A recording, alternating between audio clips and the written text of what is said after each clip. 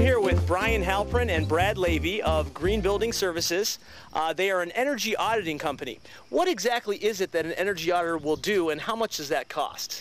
What an energy audit does is checks the performance level of your house. We check insulation levels, air tightness, and equipment function.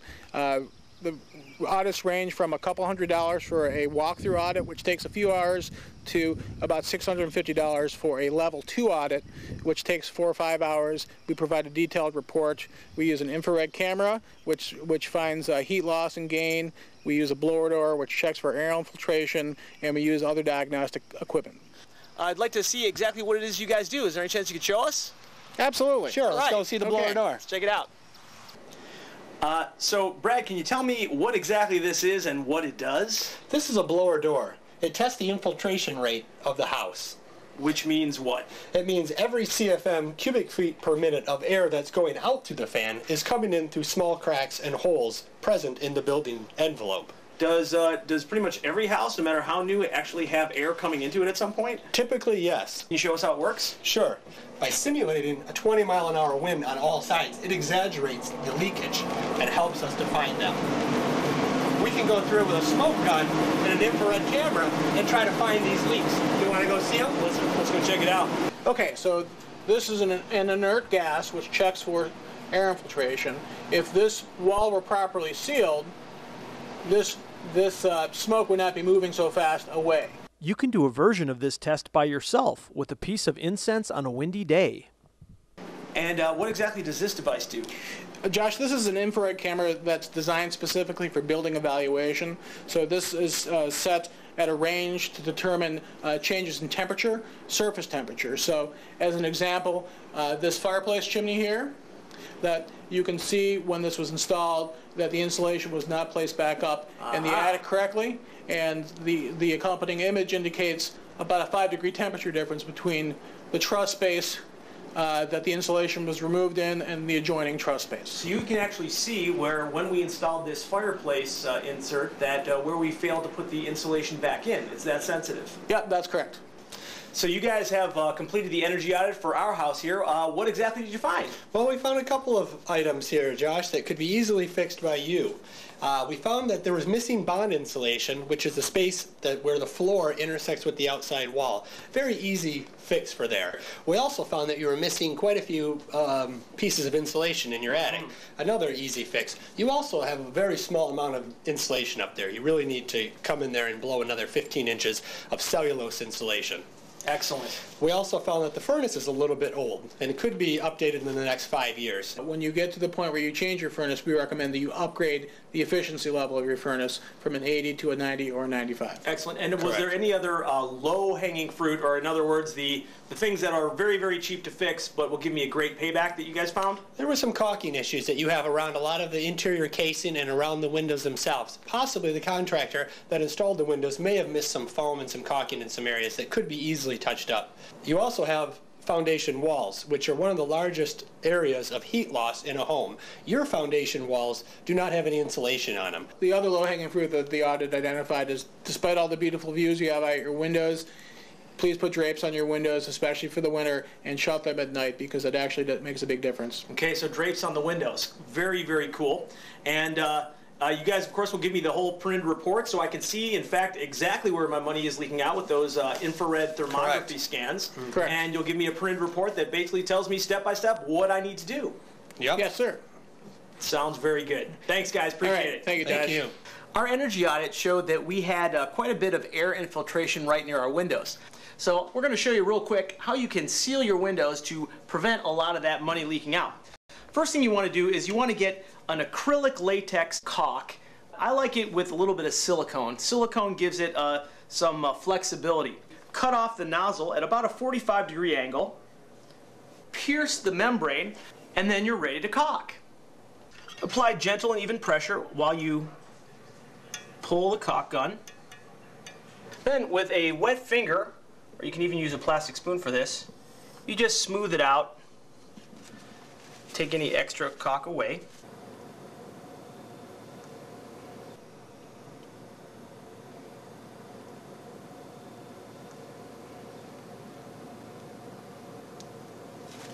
It's as simple as that. You can also caulk around the outside of your windows, but make sure when you do this you are using a caulk that is rated for outdoor use. Be sure to caulk foam or add weather stripping to all the leaks uncovered by your energy audit. For some homes, this step alone could cut your energy bill by a third.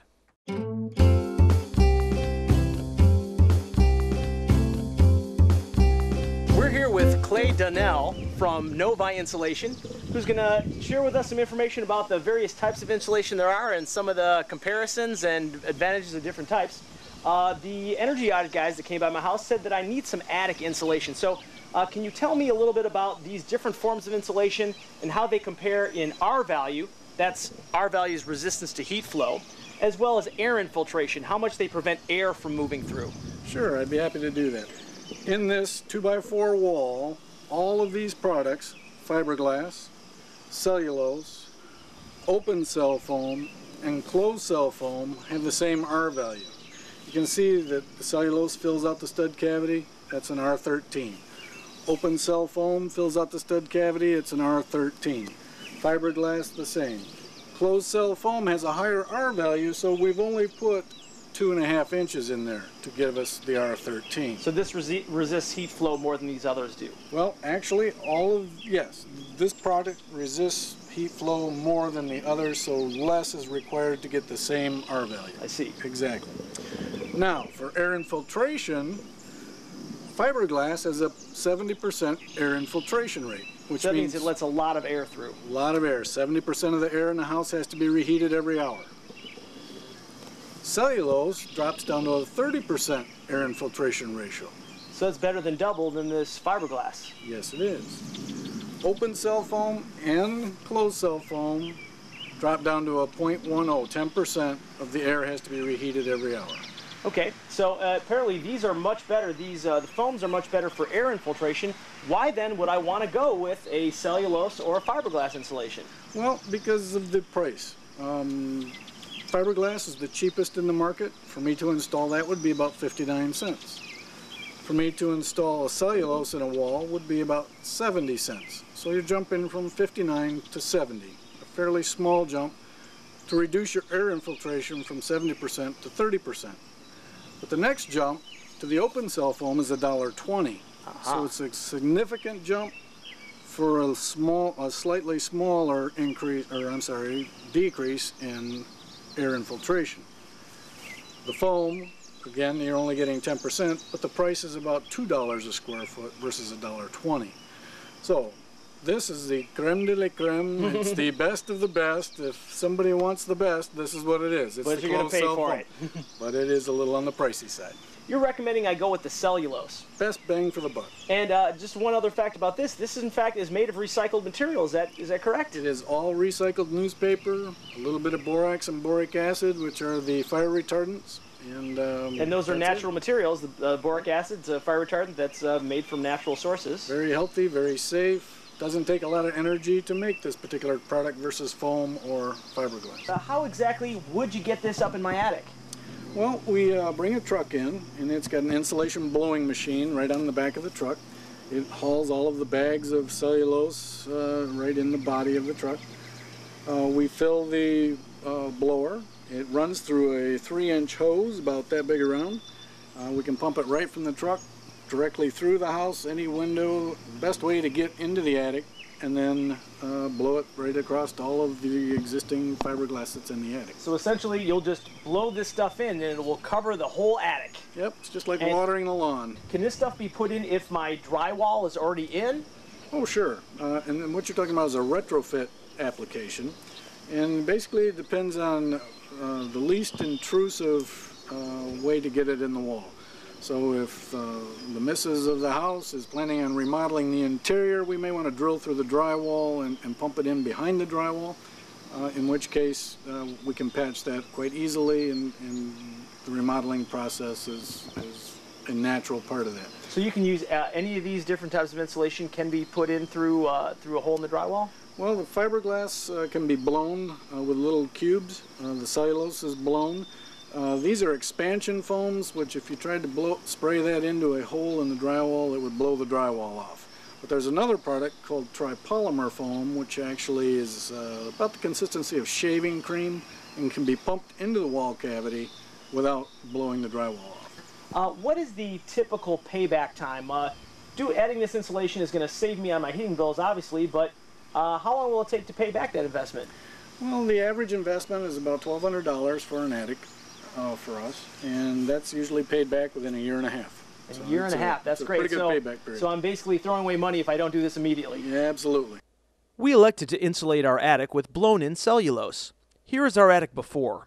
You can see parts are covered with particle board, and the rest has only 6 inches of fiberglass insulation, which used to be considered enough when the house was built in 1980. The first step is to install baffles, which allow continued airflow through the attic. The cellulose is then blown in right over the existing insulation, to a depth of 16 inches for an insulation value of R49. Depth gauges are placed throughout the attic to assure the proper amount of insulation is installed.